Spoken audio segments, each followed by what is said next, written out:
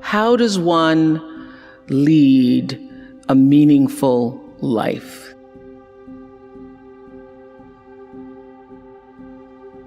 Because ultimately, isn't that what we all want? We want to lead a life so that however we transition, people can say, wow, that was a bright one. That was a bright light.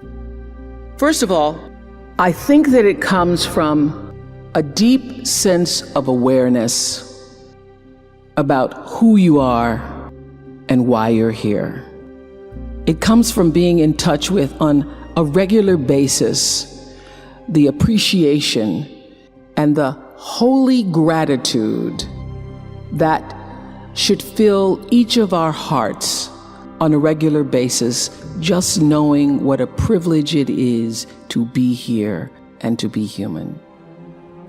Let's just think about this day that you have been graced to breathe in and out thousands of times. This day where many of those breaths were taken for granted. You just expected the next one to come. But the truth is, there's no guarantee that the next one comes. This day, how you started your day, what your thoughts were this morning, how you've carried yourself through this day, how you've been allowed to have encounters and experiences, some challenging, some more life-enhancing, that pushed you forward another day of being here on the planet Earth as a human being. Just think about that. After all you've been through in this day alone, and the many days and years past, how you got here to this prestigious, esteemed university, the choices you made that have brought you to this day. Open your heart and quietly to yourself say the only prayer that's ever needed. The foundation for meaning and purpose in your life is to bring yourself back to your breath. In all situations, in all ways, in all challenges, to know that the value of just still being here matters. It's really big that you're here. It's really big because everybody here has been called from the ethers to do the will, to fulfill the highest expression of yourself as a human being, and to do that in truth. How do you do that? Well, I think you let every step you take move you in the direction of the one thing all religions can agree on, and that is love. In all the conversations I've had with so many people over the years who run the gamut of all kinds of emotions and emotional dysfunctions, I've come to understand that what Marianne Williamson said is true. There's really only two emotions that count, and that's love and that's fear. And in all of your movements through life, you're either moving in the direction of one or the other. In order to have a meaningful life, you have to choose love. And not the schmaltzy-daltzy kind of love, but the kind of love that really counts. The kind of love that when everything else is going wrong and nobody even knows you're choosing it, you choose love. The kind of love that says, I'm here for you no matter what, you choose love. The kind of love that means you make the right decision even when you know the other person is wrong. You choose love because love is not just, it's a verb, and it's everything that represents kindness and grace and harmony and cooperation and reverence for life. So when you choose, you're in a situation where you are mad and you know that they are wrong. If you can go to that space of the breath In God I move and breathe and have my being, and make the choice just to move a little closer in the direction of that which is going to bring you grace, that which is going to honor yourself. And by honoring yourself, you can't help but honor the other person. I have learned to choose love over fear, to choose love and peace rather than choosing to be right. That was a big lesson for me. When you realize that all your name, your form, and everything you see is provisional, two things happen.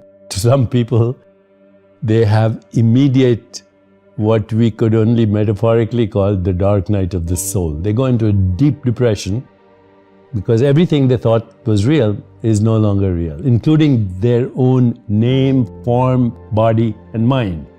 Some people get so scared that they have a bad trip. Some people cross that threshold and discover nirvana or enlightenment.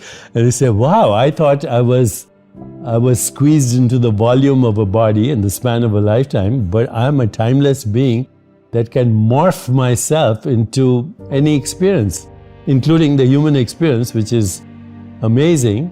But the human experience is also that which causes existential depression. So the causes of human suffering, since you brought it up, are brought up in Eastern wisdom traditions as, number one, you suffer because you don't know who you are. You confuse yourself with your body-mind experience. Number two, you grasp and cling at experiences which are evanescent and transitory and dreamlike.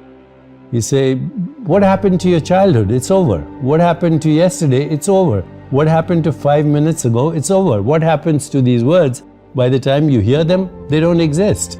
So, Wittgenstein, the German philosopher, said, we are asleep. Our life is a dream, but once in a while we wake up enough to know that we are dreaming. So what do you wake up to?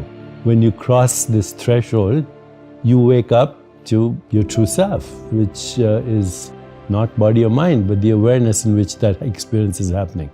So grasping and clinging at a dream is the second cause of human suffering.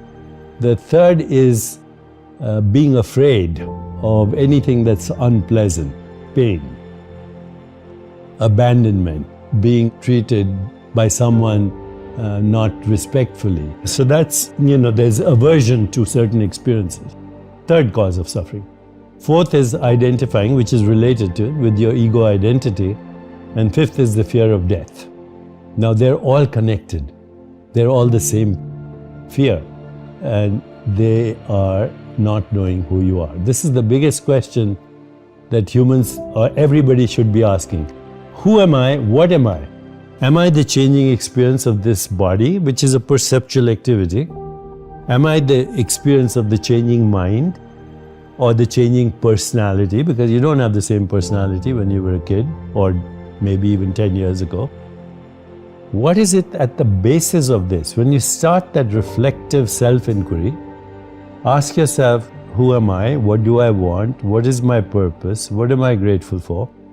Go into the stillness of meditation, you have what wisdom traditions have called revelation, revealed truth. Now, that sounds very grand. I would say just call it insight. Meditation, mindfulness, awareness of body, awareness of mind, awareness of mental space, awareness of the web of relationship, awareness with that which we call the universe. It leads you ultimately to the awareness of awareness. And when you discover that, that's nirvana. There are many ways to get the things that we want for ourselves in our lives. But basically, it all begins with how we choose to think. As you think, so shall you be. 7 little words that I think are perhaps the most important things that we can learn and master in our lives. This old proverb notion that I become what I think about all day long.